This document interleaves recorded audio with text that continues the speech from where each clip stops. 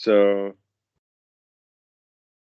Yes, for the past couple of times when your wife catches you having dialogues online, she brings you the baby. all right. I'm expecting her to bring it in the next 3 or 4 minutes. Mm. You can Maybe. actually have a really excellent sitting practice while you're holding the baby. Mm. And your wife really appreciates that you would do that. The baby does too. Babies like being held by daddy a whole lot more than they like being left in a room by themselves in a bassinet or whatever. Hmm. Yeah, I'm trying to do that. I have 16 weeks off with the baby starting uh, this month. So we have parental leave. 16 weeks. Mm, yeah. Well, that's a lot of meditative baby holding. Yeah. Yeah. I think so. And um, there is enormous value in doing the retreats. Hmm. And the value of the retreat, basically, every retreat that I know of has the basic qualities, especially let us say all of the Asian retreats, because I haven't been to many of the places in the West, that it has the quality of taking everything away from the student that the student normally uses to keep themselves occupied so that they don't have to deal with their own mental conditions. Hmm. Hmm. Mm. And so when you lose the cell phone and you lose the book and you lose the notepad and you lose your conversations, and here you are for 7 or 10 days with no place to go and nothing to do, people go crazy and do crazy things. Instead of learning to live like there really is nothing to do and no place to go, or rather to fulfill the routine. Hmm. That they say that it's better to do the routine, to where in a normal Buddhist temple there's not much of a routine. All the routines that do exist have to do around food. In other words, when do you show up for food and in what conditions? Are you going out on Bendabat, or when um, some temples eat at 11 in the morning, some temples eat at 8 in the morning. In Cambodia, they go on Vendabat at 11 in the morning, and in Thailand, they go at 6 to 7 in the morning. So there's a lot of variety in there, but that leaves many, many hours of day with nothing to do and no place to go in reality. To Hmm. where the retreats are often contrived because almost all of the students in a retreat are going to be new students to meditation. So the first thing we do is we rob them of all of the things that's been giving them pleasure in hopes that they can begin to find their own pleasure. Hmm. Mm. They take away all of the stuff that is designed around time structuring and giving the students ability to create their own time structure. That's the value of the retreat. You don't have to leave your house to do that. And that in fact, the baby on the lap will almost do all of that for you. Hmm. Hmm. Because with the baby on the lap, it's hard to get up. It's better just to sit here. Hmm. So that gives you a no place to go. And it's also with a baby on the lap, it's hard to do anything. Mm. To compose music, play the piano, all of that kind of stuff becomes hard to do when you're holding a baby and you're especially a tender infant like you've got. Mhm. So use the babe as your meditation instrument or tool, Mhm. and that's one of the ways that it can work. Is just sit there and love that babe. Give some metta to the babe, to the family. You've got other kids too, Mhm. so you can spend that 16 weeks in doting as a devoted dad. that can be your practice. It can be very satisfying, by the way, too, which is the whole point of this, is getting Mm-hmm. yourself into a state of grand satisfaction. Now, you talked about, oh, you were able to get there, and then you Mm-hmm. quit doing it thinking that it was going to be on its own, and in fact, it didn't. Now we recognize, oh, you have to re-get yourself into that state of satisfaction and to now be on guard to maintain it. Mm-hmm. I feel like that um, that most of the satisfaction, I'd say, is there, and I'm able to toss out most stuff very quickly. Let's say anger is not an Mhm. issue, not an issue whatsoever, and Well, that's you know, great. How many guys do you know that can stay that?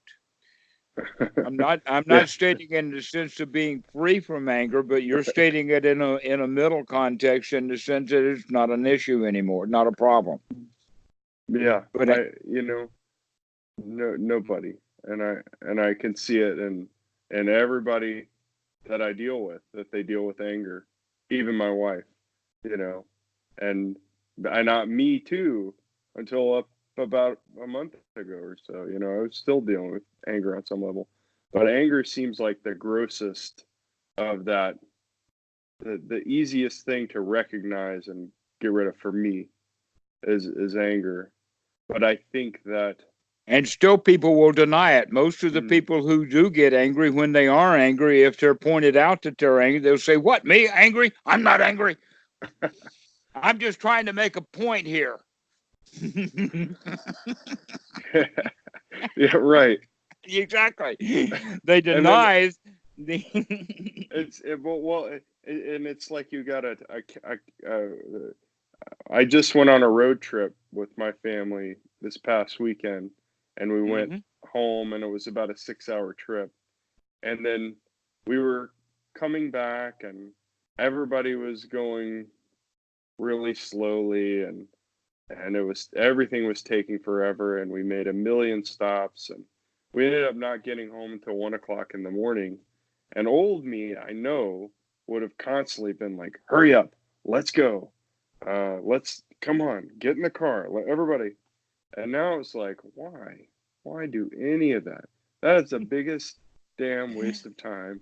This is not going to make anybody move faster. And I never said a word, and it was fine. I got home at 1 o'clock in the morning, and I wasn't mad. It's like and you felt whatever it is. satisfied. That's the point that we're trying to get back down to, Hmm. is that what a relief it is to be free from that anger. It is. What a joy that is. Give yourself credit. Mm, Now, I know about my own self with that. With my dad, the way that my dad taught me to drive and the way that he drove, he was always curious about gas mileage and time and clock and all of that kind of stuff. And I built that whole thing, hook, line, and sinker, probably years before he actually taught me how to drive. But mm. I recognized over time that, wait a minute, my dad is not driving this car. I can do with this car what I want to do with it. I do not have to live up to his standards of driving. Hmm. I Hmm. do not have to set a schedule and then we've got to get home by this time. And that's exactly what you're doing here. I imagine you have the same kind of super ego rule systems about driving that I do. Westerners tend to have that, to Hmm. put yourself on a schedule and then how you're doing according to your artificial schedule. And And when you're you're rigging trying up. to get three herd three cats into your schedule, it doesn't. It's only gonna give you frustration. Right. So for sure, my dad would, in that condition, would have been enormously frustrated and angry at everybody, and possibly you too. But now you're saying, wait a minute, I do not have to have these set of rules Hmm. about Mm, how soon we're supposed to get home. I can, in fact, right. enjoy my family instead. Mm. Yeah, the person who was there who said who was saying, you know, you all are I only have this much weekend, and you all are destroying my weekend. And if we don't get home early, then I'm not going to be able to do the things that I want to do. Who cares? Well, now It can be that just you don't, fine. no one does. That's the whole point. This is another one, a car trip. I've got two others that I'm working with students recently, but one of them's a real gem, and No. that is that you're standing in line for whatever reason. I mean, queues are queues. Human Hmm. beings get into queues; they stand in line, and now somebody cuts in front. And the thought comes, you shouldn't be cutting in line. Well, who's the god of queues? Who made the rule about queues? Some societies don't even have queues. Hmm. So when you're like at a visa office or even at a bank, when people are trying to give their papers to it, instead of having queues, in fact, at the banks, they had to do that in Thailand because otherwise people will just rush right up to the counter. An example also would be the visa office. Not the office, but right there at the immigration when you're going from one country to another.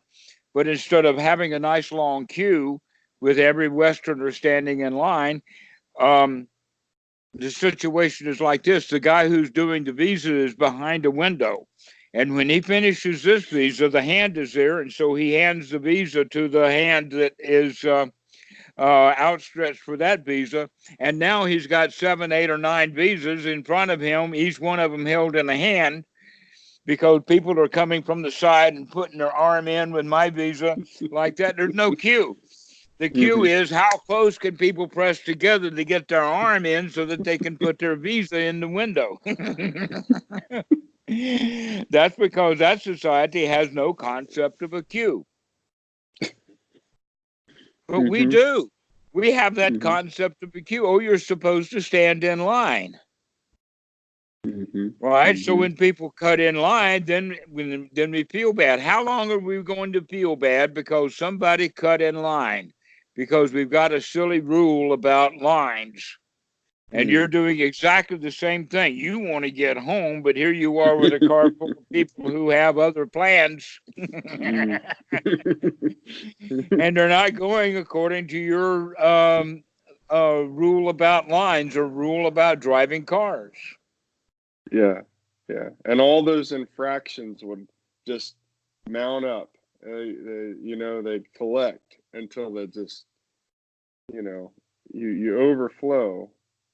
But now I can notice that they come up, but they don't collect. They don't. They got nowhere to go. They just Mm-hmm. fall right out. And Because and of then I, mindfulness. You can see it. yeah. That's great. So that's the skill that we need to come back to get Hmm. started. Because um, the key ingredient that I was talking about is how good can you feel? That's the key ingredient that's missing in Western meditation. I Hmm. remember when I was a teenager and began to hear rumors about meditation in Asia, and I didn't quite know the distinction then between Buddhism and Hinduism and all of that. But Yeah. one of the qualities that was well known about meditation is bliss, was the word. That meditation is associated with bliss. Now, of all the meditation centers throughout the United States and all of the students who go to all of these retreats through all of these centers throughout the United States, how many of them have bliss? Mm. I don't know if it's a very big key component. That's the point that I'm getting at. And yet, nobody's got any bliss. Never mind about being on the cushion in a meditation hall in a retreat center someplace, along with a lot of others. Look at the whole population. Who's in bliss? Hmm. Who's in ecstasy? Who's having a ball in their life? Ain't nobody. Mm-hmm. Yeah. Except, no, wait a minute. I know some folks, but none of them are over the age of 5.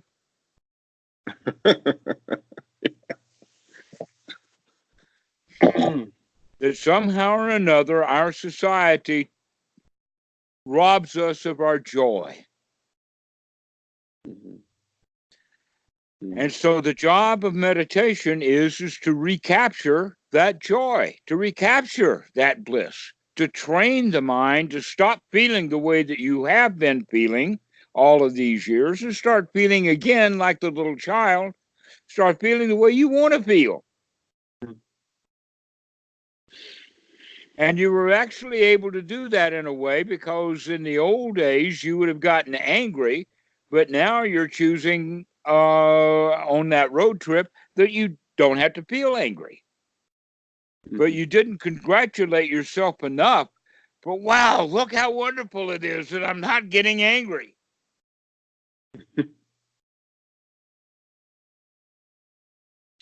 Yeah.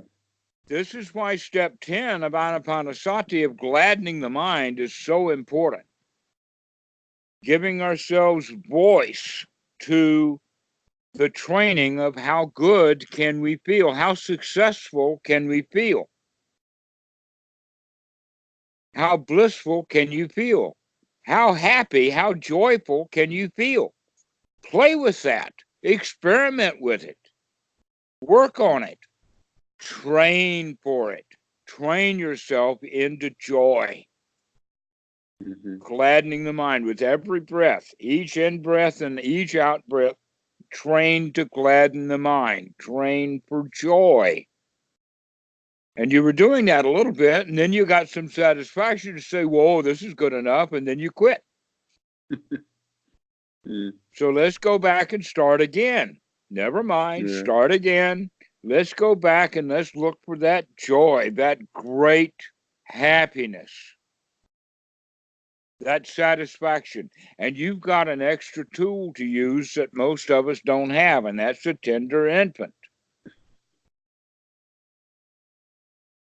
That tender infant that you can go Gucci, Gucci, Gucci, Gucci with. Because Gucci, Gucci, Gucci, Gucci, that is actually step 10 of Anapanasati. By doing Gucci, Gucci, Gucci, Gucci, you're gladdening the mind of that child, but you're gladdening your own mind also. So spend your time getting that baby to cackle with laughter.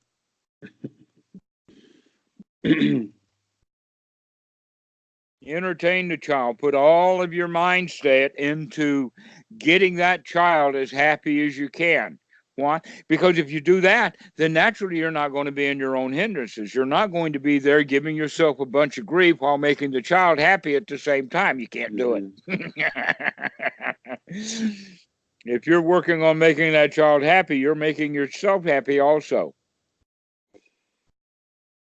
And I think as far as my family life, that that is the least cause of what I think about. I feel like guilt, at least in the way that I used to experience guilt, is not really there anymore. But and so well, I'm isn't really that marvelous? yeah. Congratulate yourself for that too. What a relief it is to not feel guilty. Wow, what a relief that is. But I still have this posturing, like, deeper part of my ego that feels like that I gotta that I should do something, that I should you know, I don't know, uh make something of myself. Well, Isn't the that the society's number one lesson for every child? Mhm. Every child is taught you've got to fit in, you've got to go work. But they're not telling the second part of the topic. You've got to go work so I can make more money. I'll make money off of you. Mm. But if you don't go to work, I can't make any money off you. I'll have to go work myself. This is the entire mentality that is referred to then as white nationalism. And that it's not just white nationalism, it's the entire society. Everything is built that way. Industrial society, yeah. In the industrialized society requires work. Well, guess what? There's going to come a time when all of the taxi cabs and all of the trucks and eventually even all the ships, I can imagine that they will have AI with the kind of equipment that ship can be loaded up, fueled up, leave the port, sail halfway around the world, dock itself at a port, and get itself unloaded, and without a human being ever setting board on that ship. Mm. Yeah. No crew. Mm-hmm. Well, where's the crew going to go? Well, they're going to go home and do what you're doing, feeling bad about they're not doing something. Mm. Yeah. And Or worse still, they're going something. Huh? It's just, it's just something. I always, I remember as a child when I'd be in a group and we were trying to figure out, or even at work, the situation happens when you're in a group of people and you're brainstorming about an idea and somebody just gets frustrated and they're like, well, we just got to do something. And then the thing that they do, it doesn't make any sense, or they don't know why. They stop at the why. They don't ask. They don't like why. They just want to do something. You just went too far though. Let's back up a bit. Okay. Let's go back up to the word frustration. Mm-hmm. Okay.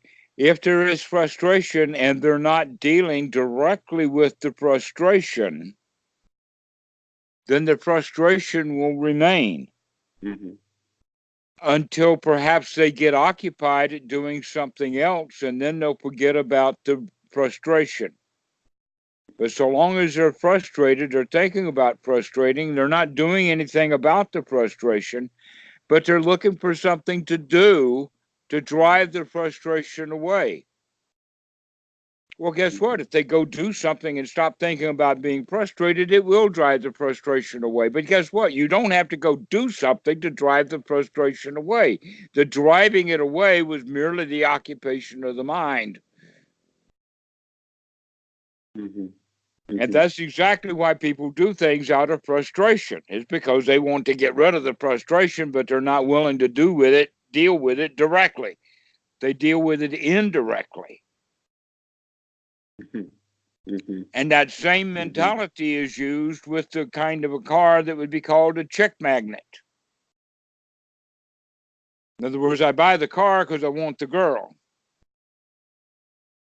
But look how many industries are set up that way. The cosmetic industry is a good example. Women's clothing is a good example. Women dress according to the culture. It's all cultural norms, but underneath the culture is that desire. And the desire is what then drives the dress codes. Yeah. Mm-hmm. And the desire has nothing to do with clothing the body, and it has everything to do with the way that I'm dressed will send a message. So if I dress sexy, then it'll send a sexy message, etc., like that. But now here's the point about the clothing and the cosmetics and the car and all of that kind of stuff has to do with the fact that we're doing it secondhand. I do A in order to get B. The method of the Buddha is stop going after A and concentrate on B. Go directly to the problem. Mm-hmm. Do not go to jail. go directly to where you want to go. And this is so hard. Now, the other point is that, if I've got to go from to go get A so that I can have B, then that brings time into it. But if I bring it into the situation I'm going to deal with B right now, then that takes the time out of it. And the Buddha called himself Tathagata, which means this or thusness or right nowness. Be here now, or this present moment, many different ways to talk about it. But the normal society is, you cannot have B until you do A for me. And the whole society is built that way. And so the people at work, they get frustrated. Instead of dealing with their own frustrations, they try to go get some project going, hoping that the frustration will be driven away. But with you, as a meditator, you're going to say, wait a minute, that's frustration. I see frustration. And by just saying, I can see it, you're beginning to chase it away. It almost evaporates just by being able to see it. Just like the anger could evaporate when the family was being slow moving in their trip. By seeing the anger as it was arising, you could dissipate it immediately. And so it wasn't residual. It didn't hang around. Well, guess what? Frustration and anger are very, very closely related. Almost always it's hard to get angry without having gotten first frustrated. Yeah. And so go ahead. It's funny because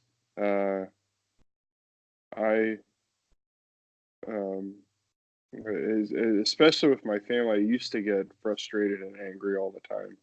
And now the only time it catches me is right in the morning, right when I woke up. If I'm still groggy, I'm bad. I've got I'd say, 5 minutes, 10 minutes right after I wake up, I'm pretty I'll have to apologize later because I'll recognize that I was just, and it's not. I just feel like I need to deal with it, just deal if I sort of. I don't even know. It's hard to even remember it sometimes because I'm so groggy when I wake up in the morning. But I don't catch it as quick, and I realize I'm doing. I can't catch it. I think as well in the morning, but. Okay, let's deal with that for a second. First off, I've got something coming in, and I want to read. Okay. Another student is online. Okay.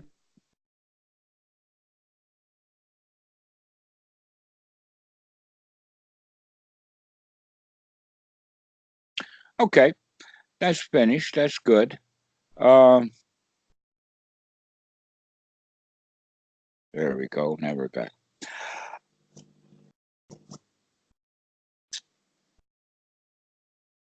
This stuff about the frustration. What did you just say before I? Okay.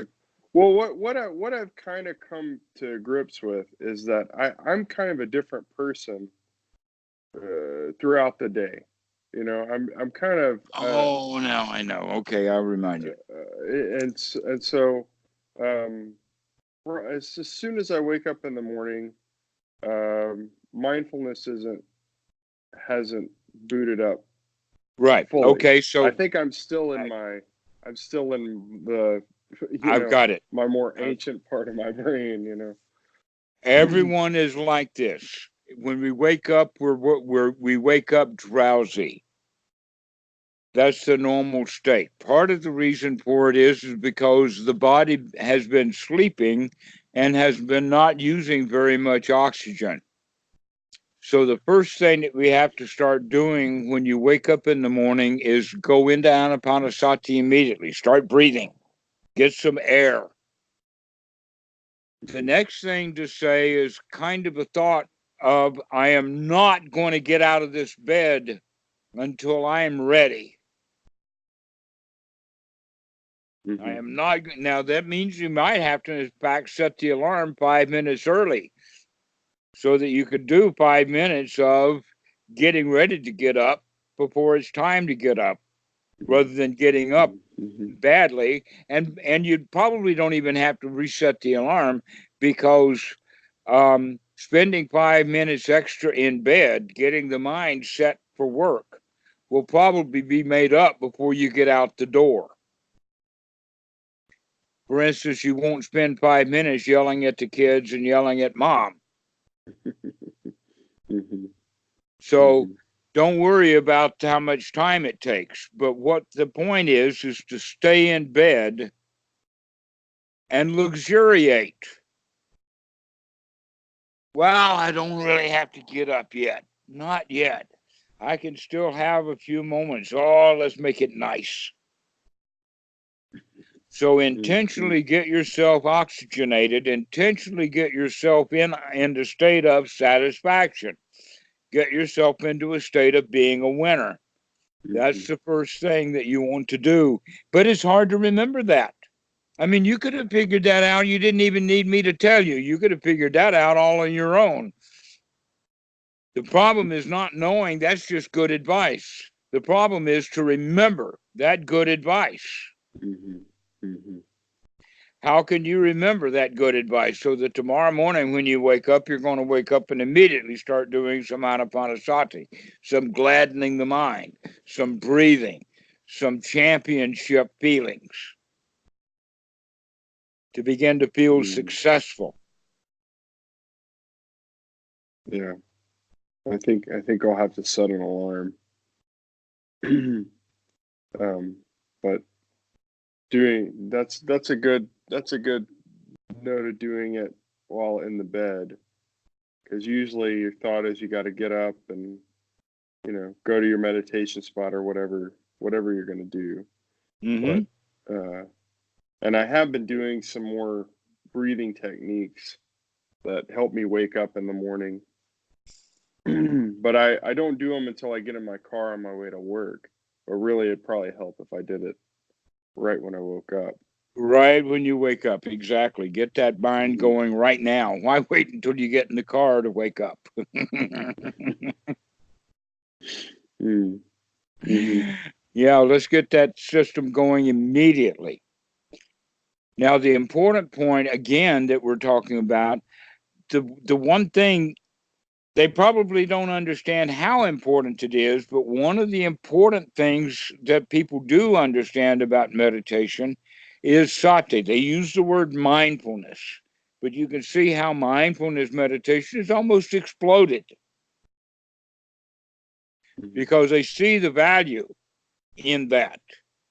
But there's more to be done once we become mindful, which is basically nothing but recognizing that we can see what's going on right now. It's basically the waking up of the frontal cortex. Wakey, let's wake up. Let's see what's going on.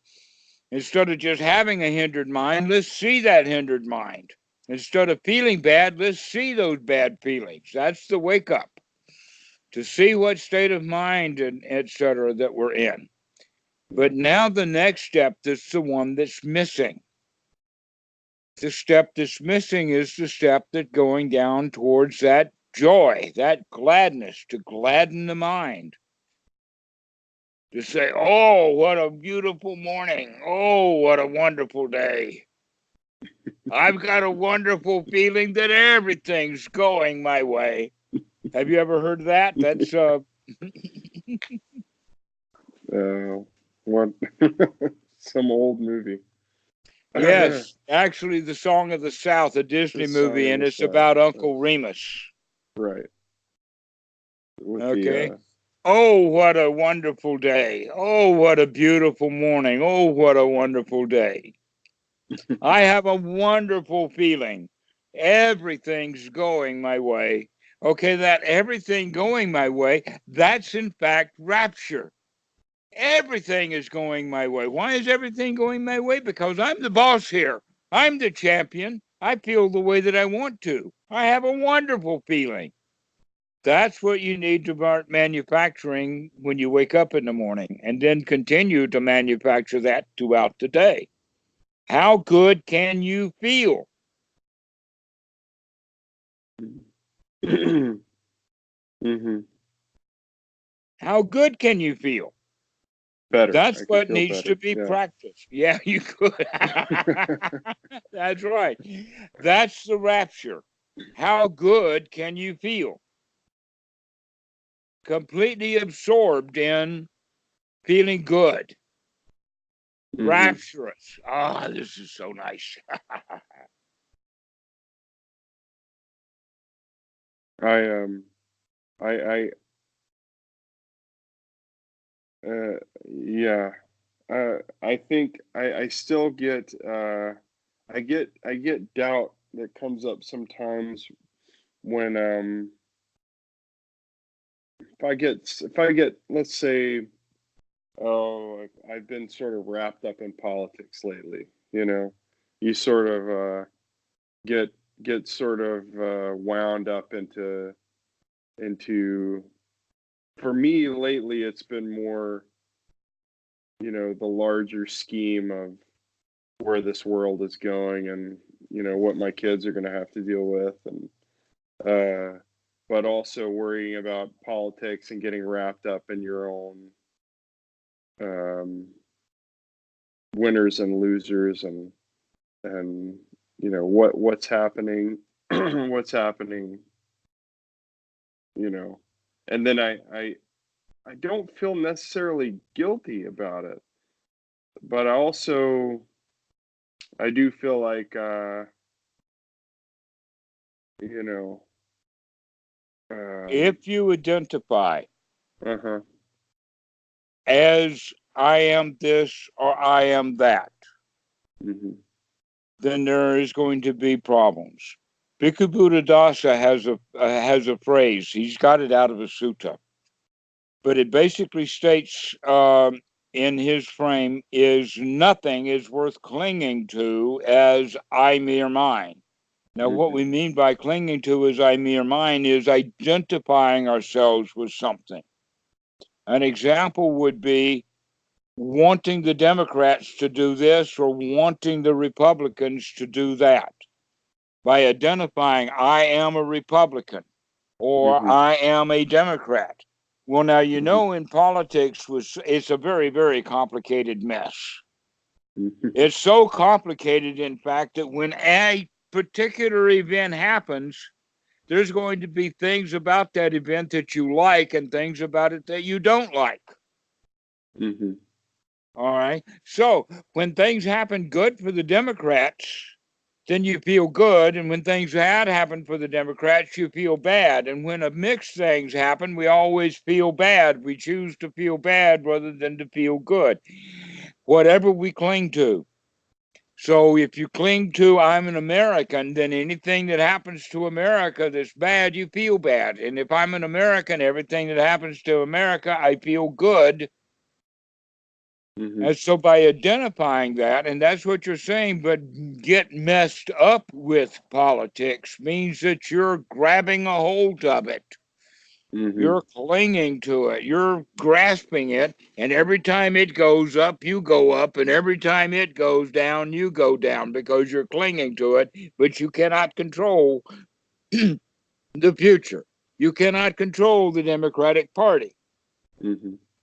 You cannot control the Republican Party. In fact, the Republican Party cannot control the Republican Party. In fact, there's no such thing as a Republican Party, but there are maybe 30,000 people who think there is a Republican Party. Therein lies the Republican Party. It's in the minds of idiots. Therein also, you could say that God exists. Where does God exist? God exists in the minds of humans who think there is a God. Hmm. Gods clearly exist, and they clearly don't. Republican Party clearly exists, and it clearly does not. The Democratic Party clearly exists, and it clearly does not. Here's a clear example of that, and that is impeachment. Have they been in the process of impeaching Donald Trump for only a short time or for a long time? I feel like it's been the entire term of his presidency. Exactly. Even though there's been an announcement recently, they've been trying to impeach him for the whole time. So this whole thing about impeachment and what's happening now is basically like a pimple. That when it comes time, it's time to pop that pimple, but you don't have to worry over it until it's time to pop.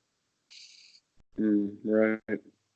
Now, here's another thing that's really important on that point, and that is that you're probably associating yourself with politics in one way or another and getting involved or wrapped up with it or clinging to it. But what about your activities? For instance, is your whole garage filled with political posters?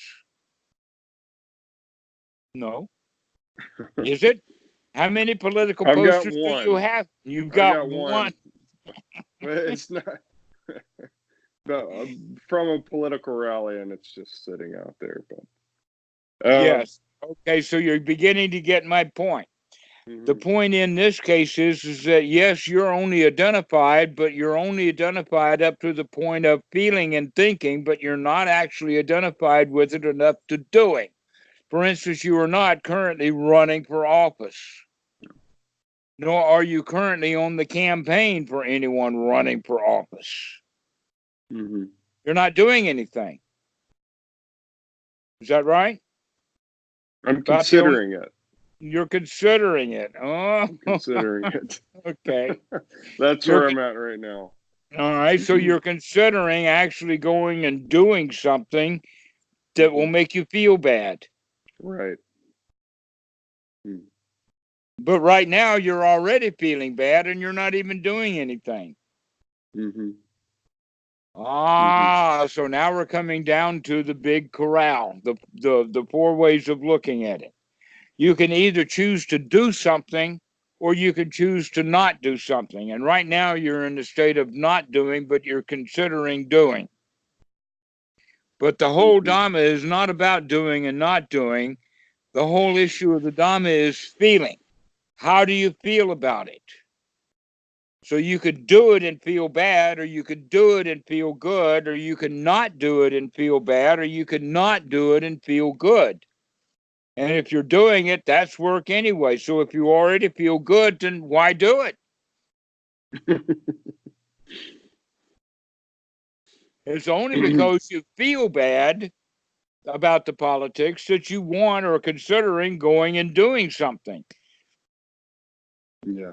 Let's call that frustration and go back to the topic that we were talking about 10 minutes ago about frustration. Why don't you deal with the frustration directly? Because you can feel the way you want to feel about politics. Now, the best way to feel about politics is by not being associated with any of it, but rather see it as entertainment. Like a television sitcom, one of the qualities of a sitcom is that you don't have to get involved with it. You can just really enjoy it for entertainment. And yet some people will get really involved with the characters of a sitcom and they follow it, but all they're doing is causing themselves suffering. It's better to leave a sitcom as just merely a sitcom. Okay? And right now, the sitcom of the world is American politics. Actually, it's a little bit bigger because Brexit and Putin and Crimea, and it's just one great big TV sitcom. All it is. And you don't have to take anybody's side. You don't have to take either side. You don't have to take Archie's side. You could just enjoy the sitcom. Enjoy the jokes. You don't have to be a Democrat. You don't have to be a Republican. And by being able to draw yourself away from that politics, you can actually begin to enjoy it for its entertainment value. An example of that is that Donald Trump is hilarious. Mm-hmm. And what Yeah. people say about him is hilarious. It's a really interesting sitcom. But it has no control over the way that I feel. I do not have to feel afraid about the future. I can just enjoy. And the way that we can do that is by recognizing that as far as the political arena has gone, there has not been a time in history that was not political turmoil. That humanity goes from one political turmoil to another, and every time in this particular frame of reference at this particular time, everybody thinks this is the worst it's ever been. And it's always getting worse and worse and worse. Where in fact things are not worse. Things are a whole lot better now than they were in the 1400s. And I'm not talking about just technology. Mm-hmm. All right. Mm-hmm. And Life as far as expectancy. life expectancy, here's another one. If you Plumbing. think things are bad now racially with all of the white nationalism and all of that uprising, think about what it was like in the 1960s Mm-hmm. during the civil rights movement with Martin Luther King getting shot and the march Yeah. on Selma. Things were really tough back then. There was a war on. Now we have wars and nobody cares. But back then, Vietnam War was a big deal, partly because of the draft. So the point that I'm making is that we have been through your whole lifetime in political turmoil. And yet, look at you, you're okay. And then you can go all the way back in history, all back to the Roman times. The whole Roman Empire, from start to finish, from 500 BC all the way up to 500 AD, it lasted about 1,000 years, and that was a full 1,000 years full of turmoil.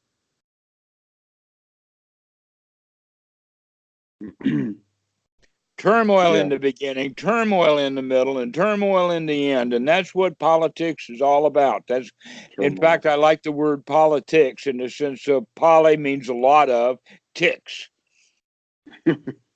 Politics is just a lot of bloodsuckers, tiny little bloodsuckers. That's all politics is.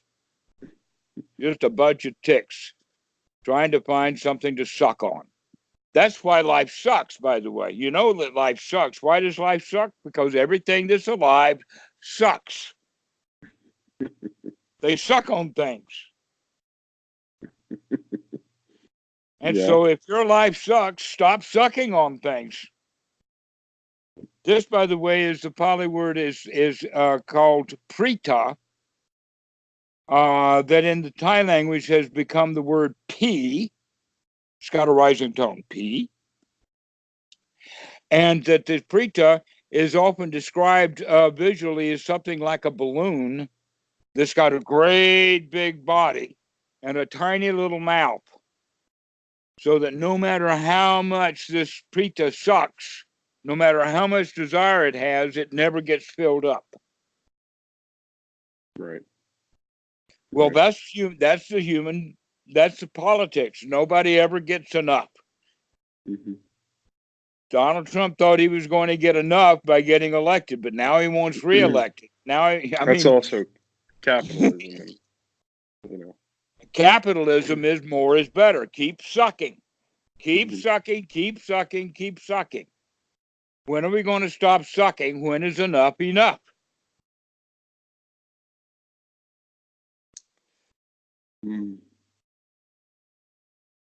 Because when we stop sucking, life stops being a suck.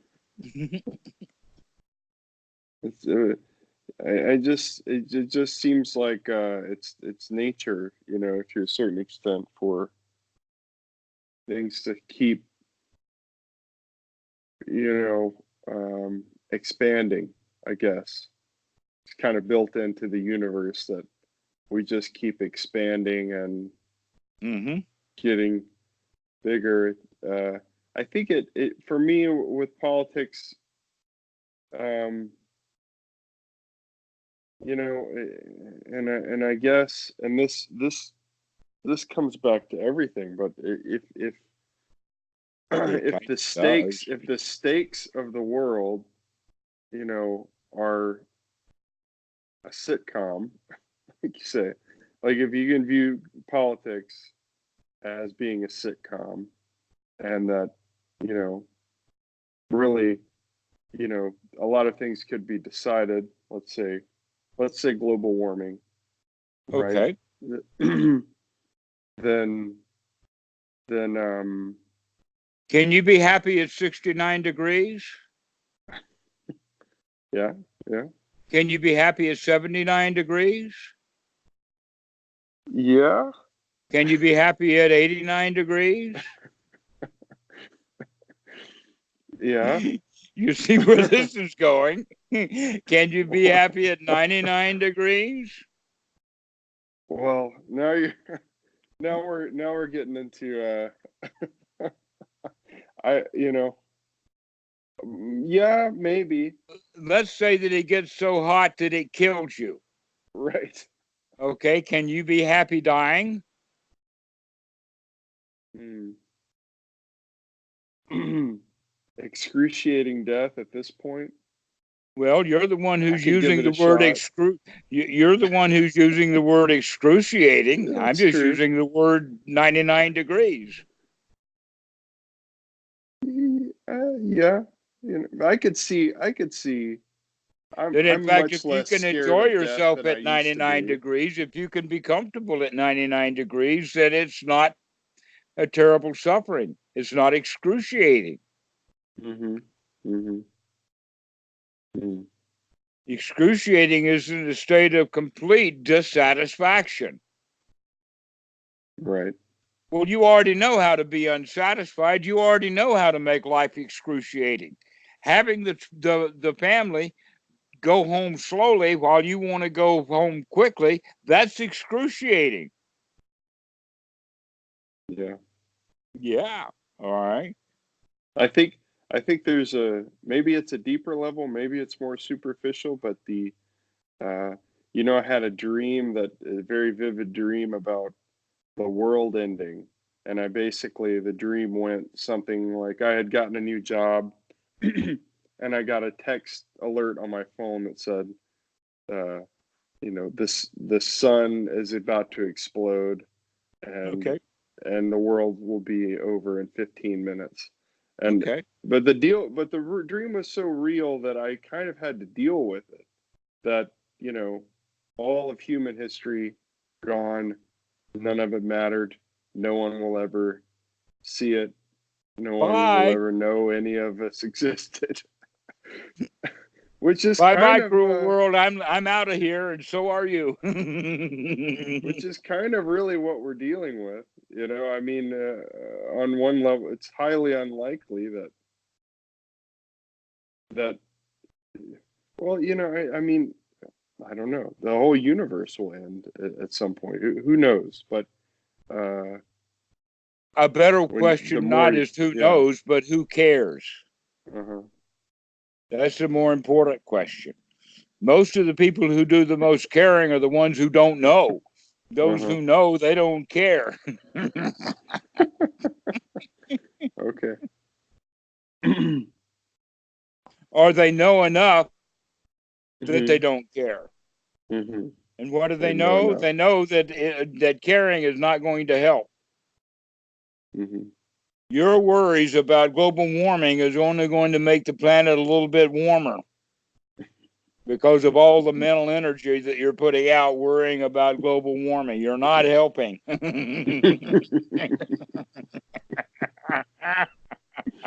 hmm And so the planet is either going to get hot or it's not, and you don't have much to do with it. There's very little that any individual can do hmm when there's so much money behind, so much capitalism behind. I mean, it's almost like that global warming, the only way to overturn global warming is by overturning capitalism. hmm And they're doing that worldwide. How are they doing that? By basically, with solar and wind, localizing it and taking it out of the hands of the big conglomerates so that people can have solar on their own house, which means now I'm not dependent upon the energy company. Yeah. Okay. Yeah. So in that regard, the problem is not global warming. The problem is capitalism. Capitalism is what's causing the global warming. Yeah. If Exxon didn't care about making more capital, then they'd come clean about all the lies they've been told, and they would change the whole company. Just turn it around. Just close down all their wells, sell, there's nothing much to sell, just stop buying oil producing and exploration equipment and start putting up solar farms, one after another after another. Exxon could put up huge amounts of stuff. Lockheed, for instance, is actually having a very, very large project, putting a lot of money into thorium and other molten salt reactors, and getting away from the water-based reactors that they're using currently. So why would a big company like that do that? Because they know that the oil is going to die. Big oil is in its death throes. The question is, will it die quick enough to save the planet? The answer to that is, I don't know, but I can sure feel bad about the possibility of the planet going bad. Or let us say, I can't take down big oil myself. Can you? Can you take on your feelings about big oil? That you can do. Let's work on each individual, work on their feelings rather than working on big oil. Now, don't get me wrong. If I could get Rex Tillerson to come sit on my porch for a few months, he's welcome here. If I could get Rex Tillerson to come sit on the porch and listen to me talk for a few months or a few weeks even, then he would go back and Exxon would be completely transformed. But I don't have that. He went to work for Donald Trump, not the Dhamma.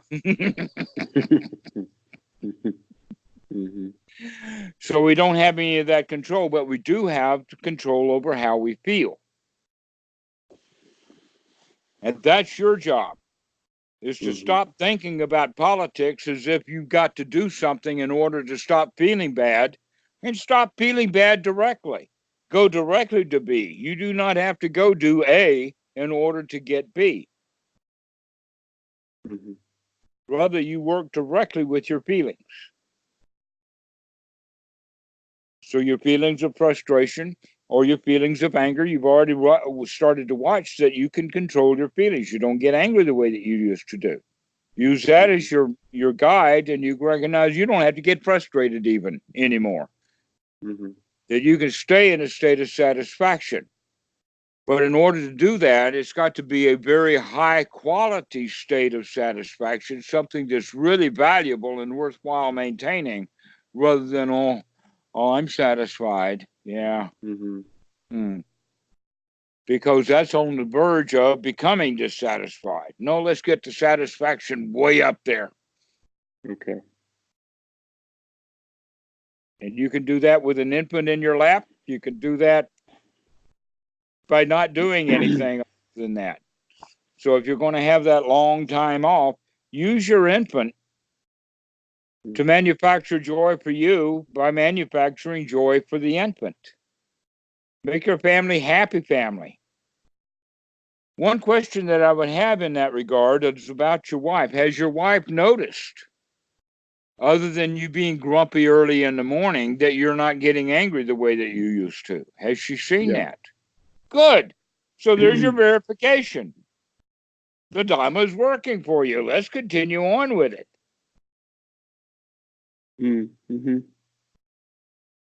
Let's start working on that rapture. Let's start working on that. How good can you feel? How much of a champion can you be? Who's going to be in charge of global warming inside your mind? You or Exxon? Who's going to be in charge of Donald Trump inside your mind? You or the Republican Party? No, they don't control him. Nobody can control it. But a lot of people are feeling bad because they can't control it. Yeah. Yeah. I don't necessarily feel bad about it. I just still have that thing where I feel like I got to do something. It's just still You there, do have to do you know? something, and that is stop feeling like you need to do something. Okay. I know it won't do any good. Exactly.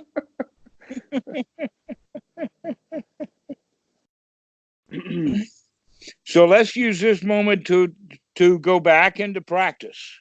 The first thing we're going to do is wake up in the morning, and we're going to do Anapanasati. And then get back onto the cushion and start practicing that rapture, and start practicing that sati, to remember, to feel good, to feel good, to remember that you're in charge here, to remember you're not the victim. You are not the victim of global warming. The satisfaction.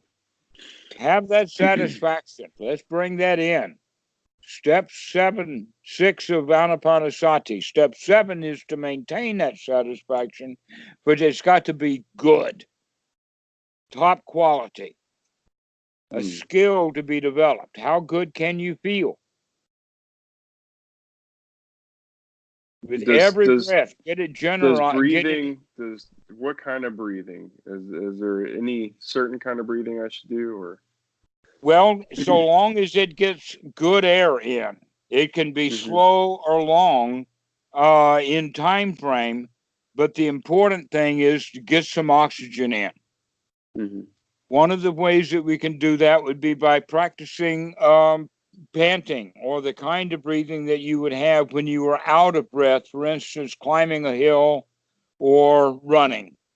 And how do we breathe there? Now, that's not exactly the panting of a dog, because the panting of a dog is even faster than that. But it's very shallow. And that their panting is done more for the exchange of the saliva in their mouth, because that's how dogs get cool, because they've gotten their body covered with fur, to where we cool off with skin by having sweat come out, for instance. So the dog's panting is that's too shallow. We want it to be the kind of breathing that you would do when you were out of breath. And you've been out of breath before. If you don't know what it's like, go run around the block and see what your breathing turns into. Okay? That's the kind of breathing that we would want to start with in understanding. So it's do it with me.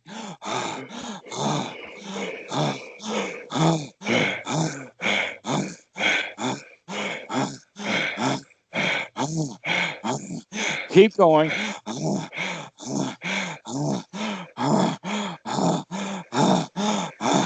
Keep going.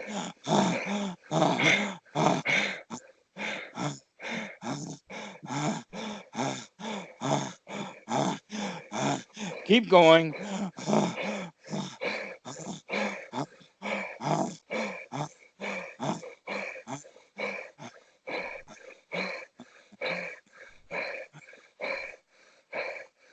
All right. Now tell me how you feel. Lightheaded, sweaty, tingly, all over. More awake. Right? Okay. Happy. You know, Actually, happy. this is that lightheadedness is actually quite joyful. Yeah, there it is. Rolling around, and yeah. Now, we don't have to actually breathe that way to get that kind of oxygen in the breath, but that's a good, solid way of doing it. And look, we only did that about 1 minute. So Yeah. you can imagine if you were doing deep breathing for a longer period of time, and that would be something that would be more filling. So the real long breath that the Buddha is talking about is the long breath that actually fills everything up. So let me give you an example of that kind of breathing now. Mm-hmm.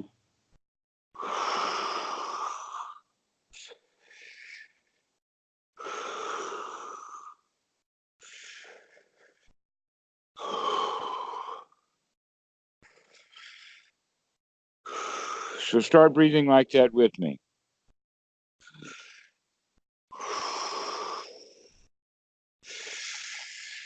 Completely filling up and then letting it out with an out breath that's like a sigh.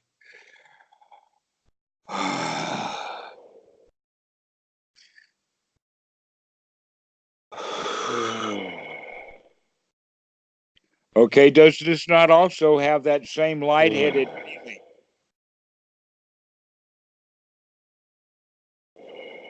Yeah. All right. That Yeah. we The talk about it tingling like, feeling too. yes, all right. Well, that tingling is also part of the rapture. Mm-hmm. Breathing is Mm-hmm. really important with anapanasati, but for some Mm-hmm. reason they have missed that in the teaching. They've got sati, they understand mindfulness, but it's this mindfulness of breathing in the sense that we've got to do something to get the body oxygenated. I feel like when I've experienced rapture, when I've had these peak experiences, that I automatically knew that I needed to breathe more, something, and I started doing it almost automatically, and it wasn't labored. It was just something I knew that I needed to do, and I did it almost as a response. I think, and one time where my focus was getting really, really concentrated. And I knew that if I wanted to be more concentrated, I had to breathe more or something like that. It was more, it just happened sort of automatically. The frontal cortex is the key. Mm-hmm. The frontal cortex, which is also in Freudian psychology called the ego. I don't know why people hate the word ego, like he's egotistical or egoism and whatnot like that, when in Mm-hmm. fact the issue is the id. It's idism, not egoism. Mm-hmm. But the ego state of Freud is what Byrne calls the adult ego state. But we're associating it actually with the frontal cortex, the big, powerful computer that makes us human. And that takes a lot of energy, takes a lot of oxygen. And so, by that lightheadedness that you're feeling, is actually that lightheaded, the whole body feels it, but it especially lightheaded in the sense that now the mind is really waking up Mm-hmm. Mm-hmm. and that you Mm-hmm. feel Okay. good. It's a good feeling. All Yeah, right, it's so a great start feeling. working with the breathing, and that's why I said in the beginning about waking up in the morning. Do this. Mm-hmm. Get yourself energized. Get yourself Mm-hmm. full of full of oxygen with a can-do attitude. Do the anapanasati for 5 minutes in bed, and that'll be extraordinarily valuable for your whole day. Okay. But Yeah. sitting meditation and practicing this, especially practicing the skill of how good can I feel right now? Uh-huh. What's my top best feeling? How Uh-huh. blissful can I be? That's a skill to be developed. And that skill is developed right along with the breathing. While I'm breathing in and breathing out, I will develop the skill of feeling really good. While I'm breathing in and out, I will develop the skill of feeling really satisfied. Yeah. Not really. This, You're breathing in and out, not really being more mindful of developing the satisfaction than the breathing itself, but breathing as a tool to develop the satisfaction. Exactly. Yeah. Breathing Gotcha. as a tool to develop satisfaction while you're breathing. So you keep with the breathing. A lot of people think that, oh, well, Anapanasati is a complete practice, but breathing is only the first two steps until they read the sutta.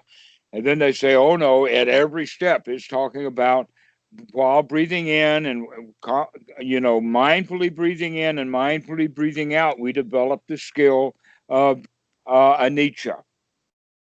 We develop the skill of gladdening the mind.